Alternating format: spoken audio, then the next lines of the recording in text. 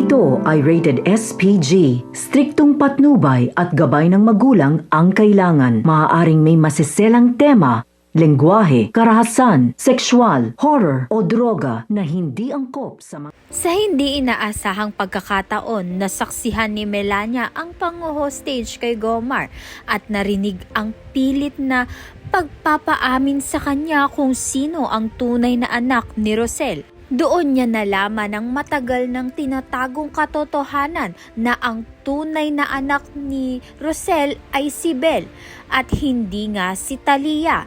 Agad itong ipinaalam ni Melania kay Talia. Sa balitang iyon, unti-unting nawala ang kayabangan ni Talia at napalitan ng takot at pagkalito.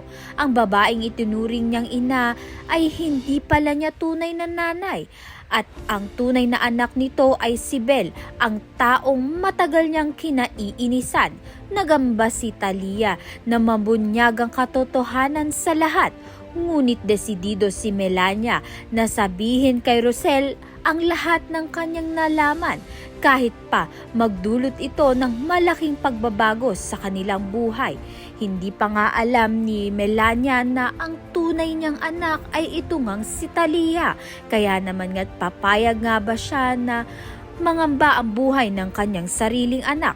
Kaya naman nga't yan at iba pa ang dapat nating pakaabangan. Maraming salamat sa iyong panonood.